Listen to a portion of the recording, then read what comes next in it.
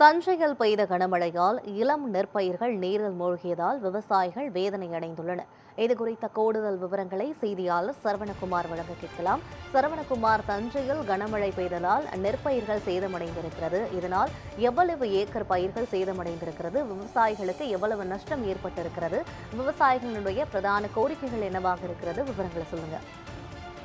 வணக்கம் யுவராணி. தஞ்சை மாவட்டத்தில் கடந்த 2 நாட்களாகவே பகல் முழுவதும் வெயில் சுட்டெரிக்கும் நிலையில் மாலை பொழுதில் இருந்து சுமார் 1 மணி நேரம் 2 மணி நேரம் என இரவு பொழுதுகளில் கனமழை என்பது பெய்து வருகிறது. கோடை காலம் என்பதாலும் கூட இந்த மழை என்பது மக்களுக்கு தேவையானதாக இருந்தாலும் கூட இந்த மழை தற்போது இந்த கிராம பகுதியில் பெய்யும் பொழுது அந்த பகுதி விவசாயிகள் தற்போது குறுவை சாகுபடியானது செய்து வருகின்றனர். இந்த சூழ்நிலையில் இளம் பயிர்களான அந்த குறுவை சாகுபடி செய்யப்பட்ட இளம் பயிர்கள் நெற்பயிர்கள் மழை நீர் நேற்று பெய்த கனமழையில் கனமழை நீரில் தற்போது சாய்ந்து வருகிறது. கிட்டத்தட்ட இந்த தஞ்சை மாவட்ட பாபநாசம் சுற்றுவட்டார பகுதியில் உள்ள கோவிந்தர்கள் உள்ளிட்ட பகுதிகளில் 100க்கும் மேற்பட்ட நெற்பயிர்கள் வயல்கள் இந்த சூழலில் ஏற்பட்டுள்ளது.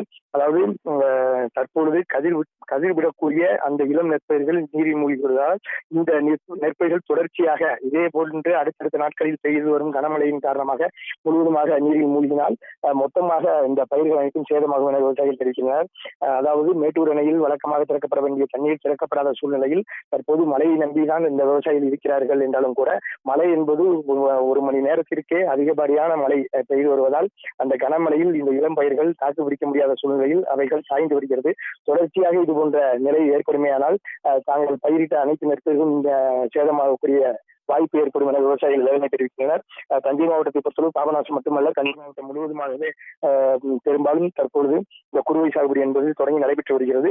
ஆங்காங்கே இந்த பயிர் சேதங்கள் என்பது இருப்பதாக விவசாயிகள் தெரிவிக்கின்றனர். எனவே வேளாண் துறை அதிகாரிகளும் விவசாயத்துறை அதிகாரிகள் உடனடியாக இது போன்ற எங்கெல்லாம் பாதிக்கப்பட்ட நெற்பயிர்கள் இருக்கிறது, அதன் நிலை என்ன என்பதை ஆய்வு செய்து அதற்கு உரிய நிவாரணம் வழங்க வேண்டும் என அந்த பகுதி விவசாயிகள் கோரிக்கை விடுத்து வருகின்றனர். மேலும் தொடர்ச்சியாக இந்த மழை பெய்தால் முழுவதுமாக சேதமாகக்கூடிய சூழ்நிலை ஏற்படும். எனவே அந்த ஒவ்வொரு வயல்களிலும் தேங்கியிருக்கக்கூடிய நீர்களை வெளியேற்றும் வகையில் வடிகால் வாய்க்கால்களை தூர்வார வேண்டும் என்பதையும் பிரதான கோரிக்கையாக வைத்துள்ளனர். யுவராணி, மழைநீரில் மூழ்கிய நெற்பயிர்களுக்கு விவசாயிகள் இழப்பீடு வழங்க கோரிக்கை விடுத்திருக்கிறார்கள். இது தொடர்பான விவரங்களுக்கு நன்றி சரவணகுமார்.